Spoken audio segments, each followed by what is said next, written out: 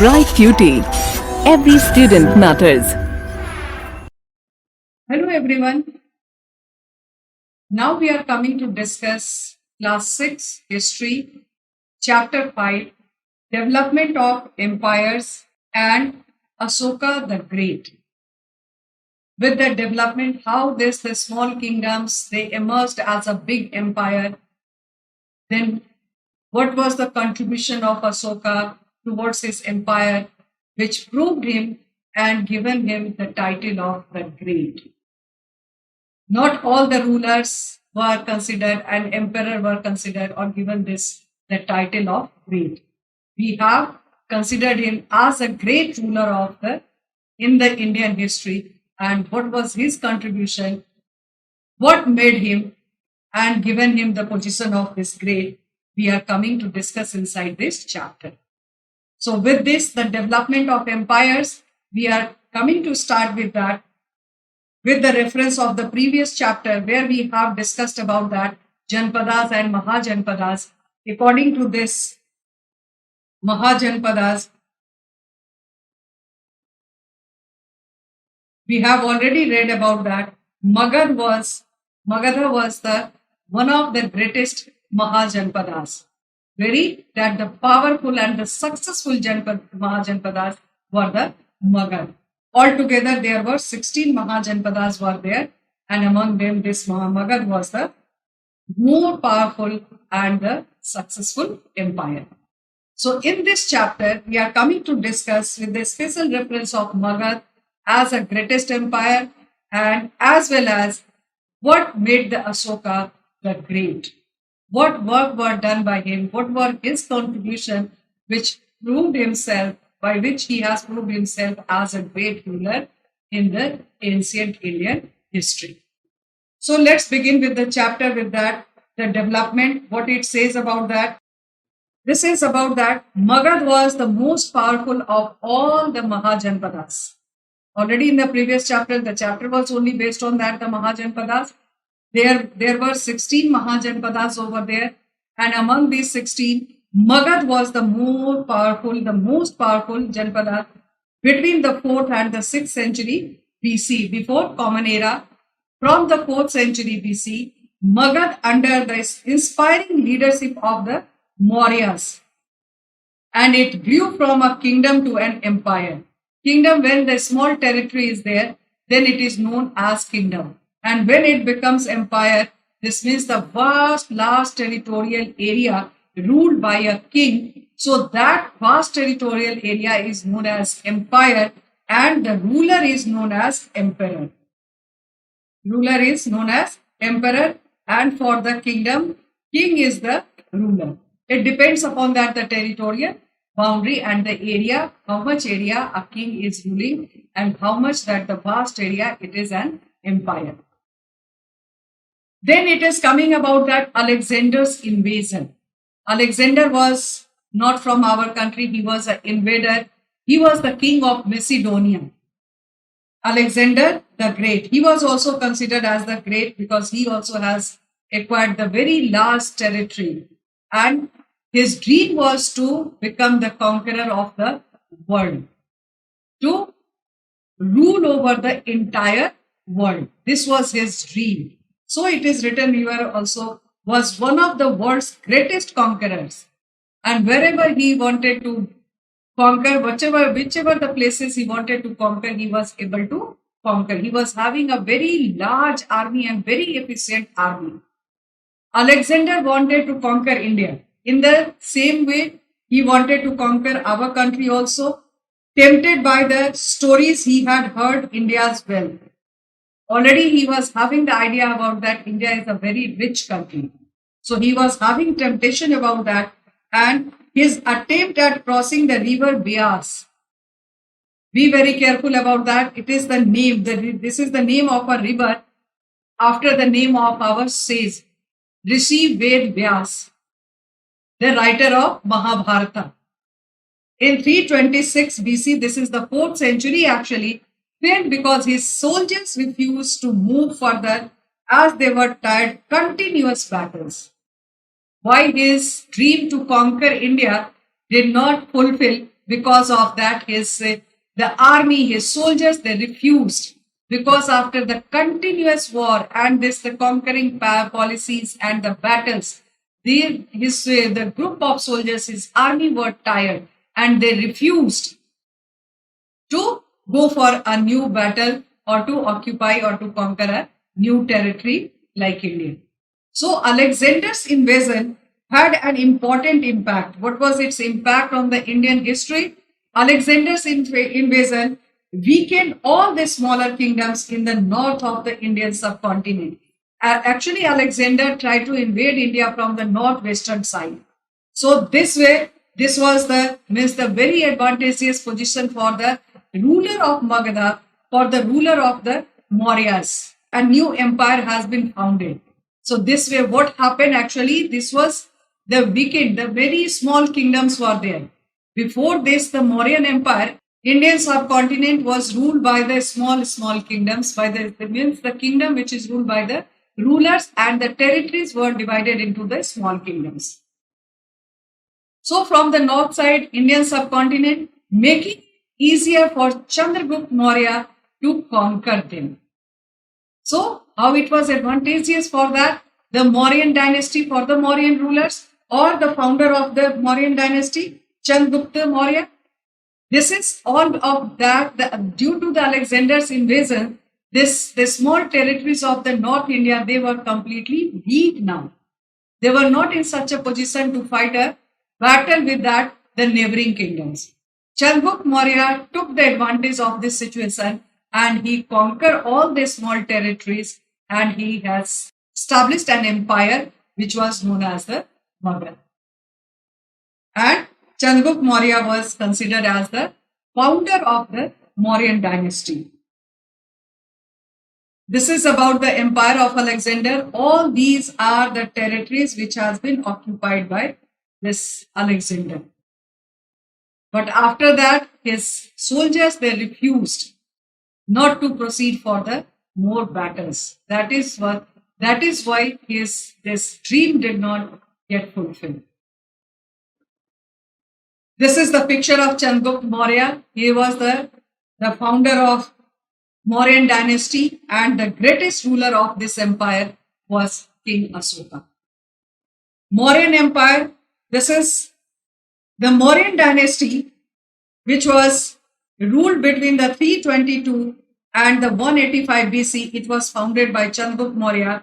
In 321 BC, he had overthrown the last king of Nanda dynasty. Nanda dynasty, last ruler was thrown away by Chandragupta Maurya. Established empire in the Magadha in the east. Magadha, present day Bihar and Jharkhand. This is, earlier it was United Bihar, before that it was Magadha, and now presently it is the Bihar and Jharkhand together. The empire stretched up to the central as well as the western part of the Indian subcontinent. He also occupied the northwestern part after defeating Seleucus Nicator. So, who was Seleucus Nicator? Seleucus Nicator was the Macedonian general of Alexander's army. He was the army general of the where he was. The Seleucus Nicator was he was an ambassador of the Alexander's army, and he was his ambassador Megasthenes to the Mauryan court. And this Seleucus Nicator, he appointed Megasthenes as an ambassador and sent to the Mauryan court. Mauryan court means the court of the Chandragupta Maurya king's court. He has sent Seleucus Nicator. He sent his ambassador to the Mauryan court, and his name was Megasthenes.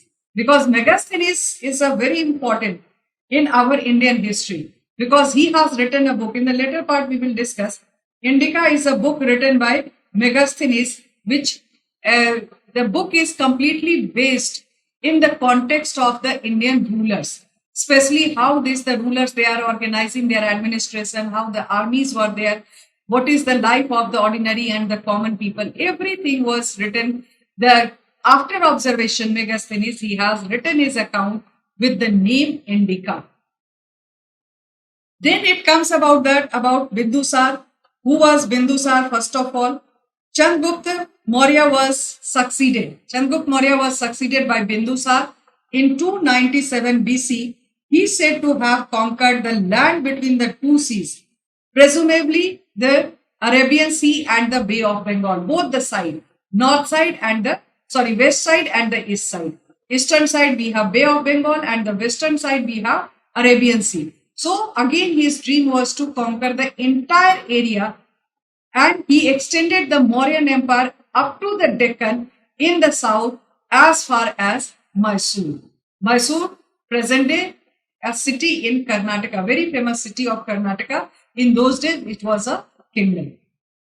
So this way, Bindusar also, he has done the expansion of his empire after he succeeded his father Chandragupta Maurya. Then it comes about that Ashoka. Ashoka considered the greatest Mauryan emperor among this Chandragupta Maurya, Bindusar. Now it is there about that Ashoka. He has been considered as the greatest one. That's why it is known as Ashoka the Great. 2-3 rulers are only given this title: Ashoka the Great, Alexander the Great, Akbar the Great, due to their contribution, due to their work done and the contribution to the land, to the society. So this is about that the greatest Mauryan emperor. He faced a lot of hardships and was crowned as Mauryan emperor after Bindusar. So he has succeeded Bindusar and became the emperor of the Mauryan dynasty and started ruling over this empire. By the time Bindusar's death, the entire Indian subcontinent came under the Mauryan dynasty. Already we have just now discussed about that the Bindusar from the west to east till the south, he has conquered the area and he has occupied the territory and made it a vast empire. The only unconquered part was Kalinga, the present day coastal Odisha. This is on the coast of the Bay of Bengal, Odisha. Only Kalinga was not being captured or occupied by Bindusar. Ashoka finally conquered and occupied this Kalinga as well. Only a small territory which was not ruled by King Ashoka or by the Mauryan rulers. Finally, Ashoka, he was having a battle, a war with the kingdom of kings with the kingdom of Kalinga, and this battle was won by King Ashoka. Then it comes about that what we are coming to discuss is about that the administration. How this administration was working during this period of the Mauryan dynasty. The king was the supreme head and he maintained huge army to guard his empire. How to protect? Not only to conquer or to increase the area of the empire, but to take care of the vast empire, they need a very large army also. And it is known as from various sources that Chandragupta maintained 6 lakh foot soldiers. So this is a figure given about that, how this Chandragupta Maurya he succeeded and how he was successful ruler. So he has kept that the 6 lakh foot soldiers, then 30,000 cavalry, that the soldiers on the horseback, 8,000 chariots and the 9,000 elephants were there. So this was the administration. This way they are just maintaining the army for the protection and for the to conquer the lands, for the battles and for the security of the empire. So this way their army was so strong. Then it comes about that the division of empire. The Mauryas devised an elaborate system of administration to rule such a vast empire. What is that? The devised elaborate system. It brought political as well as the administrative unity. Both the way. How to bring that the political and administrative unity? How they have elaborated their system. Patliputra and its surroundings area were directly under the control of the king.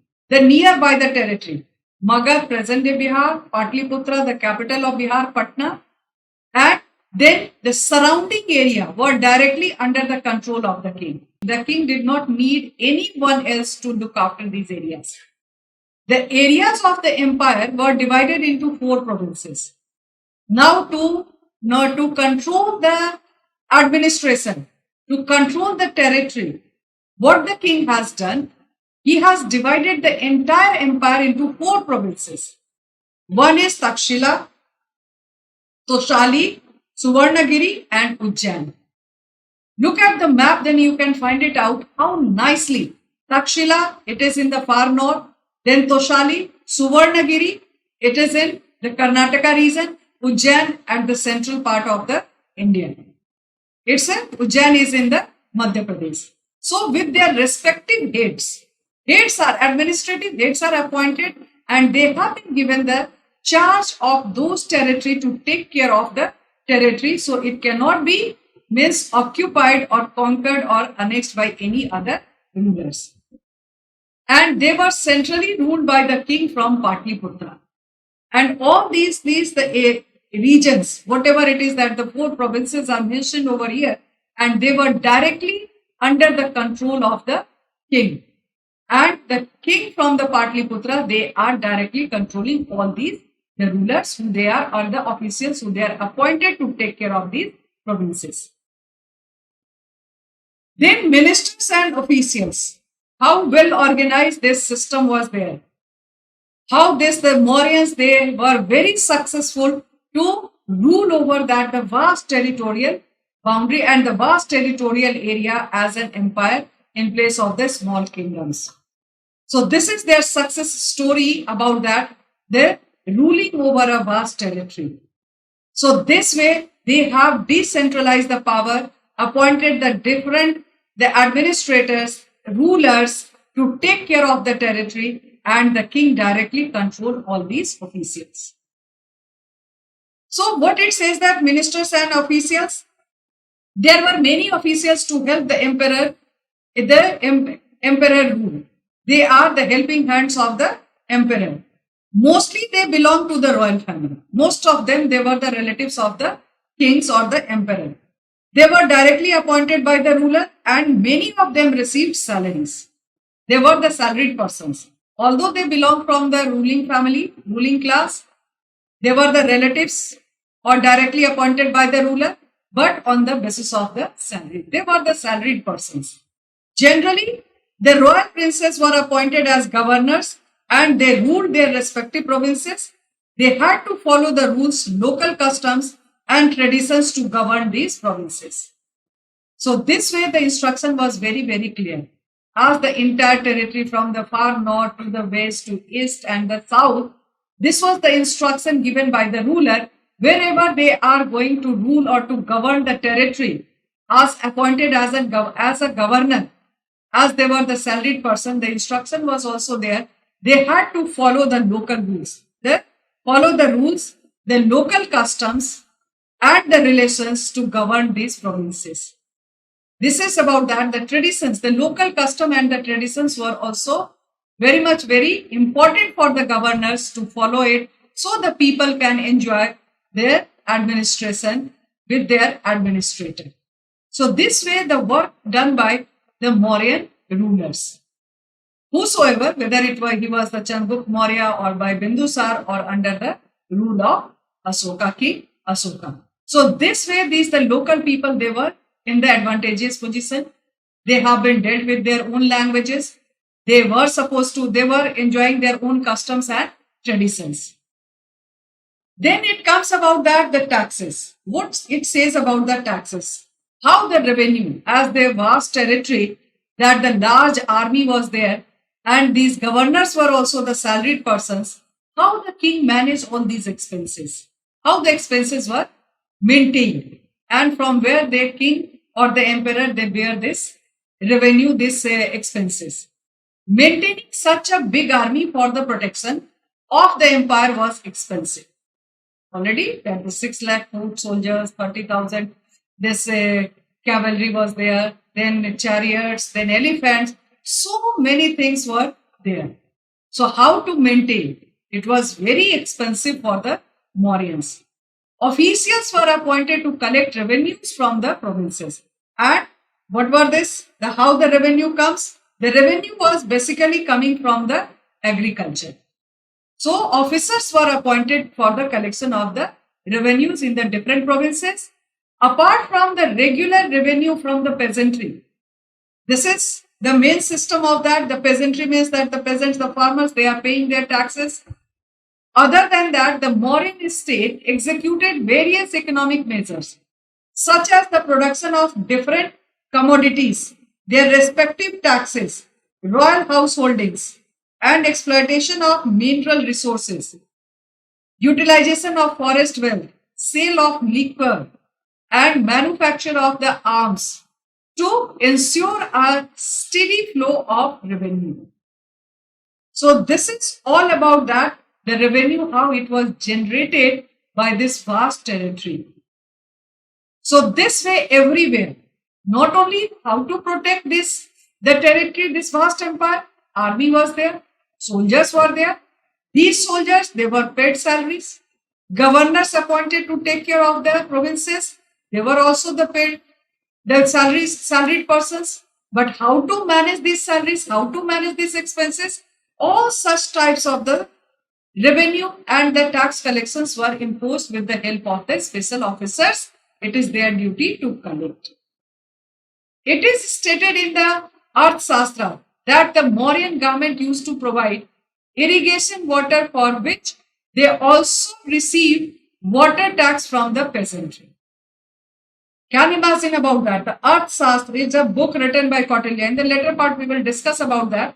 So, what it is written, they have constructed the canals, lakes, and the water which is provided to the peasants for the irrigation of the fields, irrigation of the crops.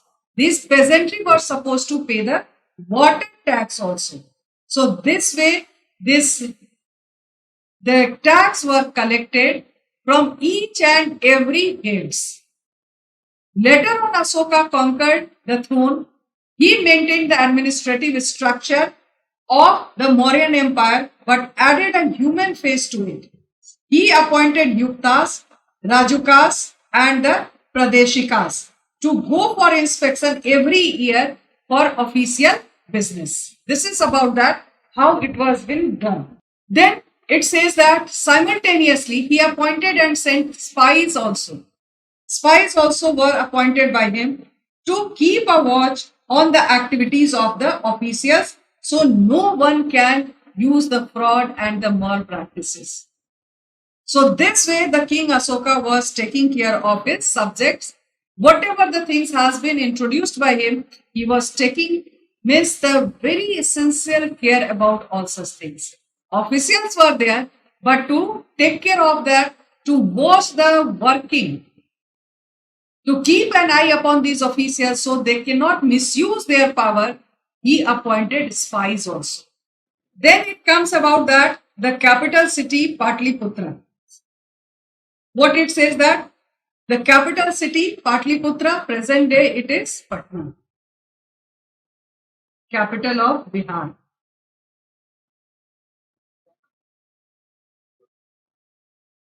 Very important city.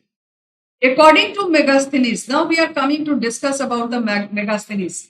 What his account says, his books, what he has, what he observed in the Indian society, he has written in his book. What he said about that?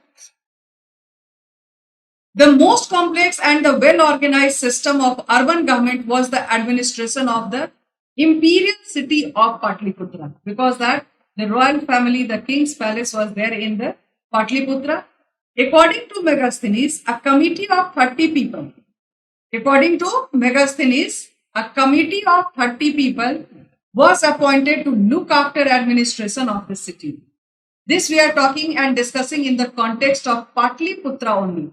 The 30 members committee were appointed and it is their duty to look after the administration of the city. They were divided into 6 groups. These 30 were divided into 6 groups. Number 1 is for the, group 1 is for the industrial activities. Group 2 for the entertainment of the foreigners, assigning them lodging where they have to stay and taking care of them. Atithi Devo Bhava. With this motive, they have been taken care by this, the group 2 Group 3 is that registration of births and deaths. What we are talking about nowadays, the census. In those days also, in the 4th century BC, we are talking and discussing about that. The births and deaths were also recorded. Then it comes group 4, trade and commerce, checking weights and the measures. So no one can misuse the corruption, malpractices and fraud. So proper checking of that, the weights and measurement was there. What is the trade and how the business can be done. Then the 5th group, and their work is the supervision of manufactured article. And then group 6 is their duty to collect the taxes. This is the record. What we are knowing today is from the Megasthenes book written by him, and the book was named as Indica. As per his observation, he has written all such things in his book. Then it comes about that the Kautilya writes that the city governor or the Nagarika, this is the Kautilya. Who was Kautilya? He was the minister, a courtier in the Mauryan dynasty, and he was very famous for the book Arthashastra. So what he writes about that, the city governor or the Nagarika, city governor were known as Nagarika, was responsible for the maintenance of law and order in the city, and he was responsible for its hygiene, the cleanliness, sanitation. All these work are done by the Nagarika, and he controlled trade and supervised the prisons as well as the cremation grounds. So every means that the activity related to the day-to-day life of a human, they have a proper ministers, administrators, officials, and they have to take care about all such activities. This is in the context of the Patliputra, it is written. The 30 people were there. They were appointed as the administrator in the particular city where they have to taking care about that birth and death, then cremation ground, supervision work of the trade and commerce, all such things, the entire thing related to the day-to-day life. Then it comes about that the social life, how the social life was there in the Magadh under the king Ashoka. The Varna system, in the previous chapter also we have discussed about that, the caste system. We were having the 4 castes, 4 prominent ones. The first one is Brahmins, Kshatriyas, Vaisyas, and the last one is Shudras. So this caste system the Varna system was followed very strictly.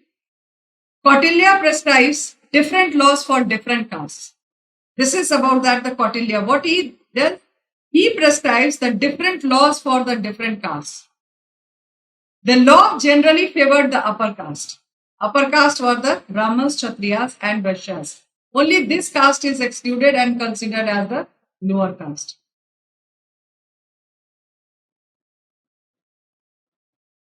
Then what it says that women enjoyed greater rights than they did centuries afterwards.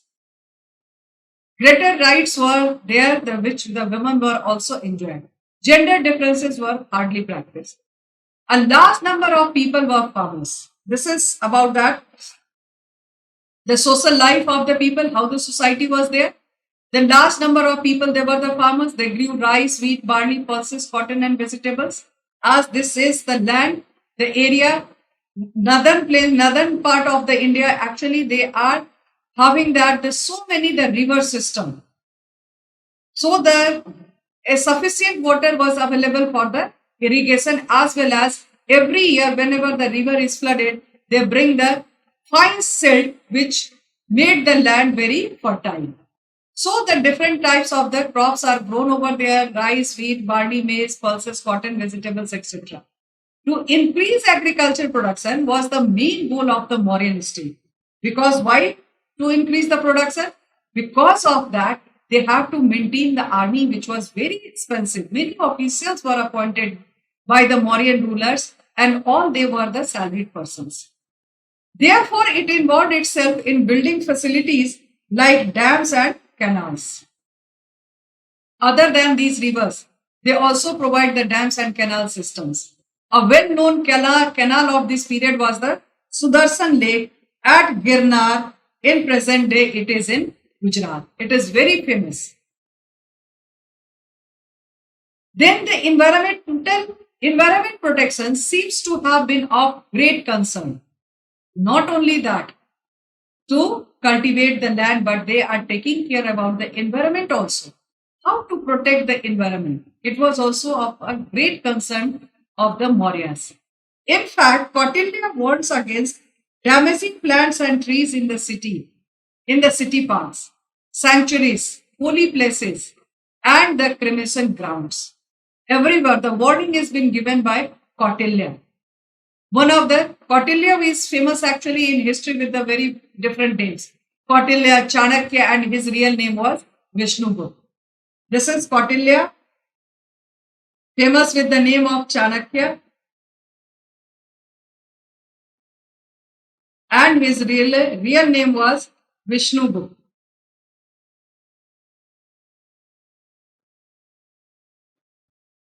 He was giving the warning about that how to protect the environment, not to harm, not to damage, and not to cut the trees and the plants, not only in the parks, not only in the sanctuaries, but even in the cremation ground also.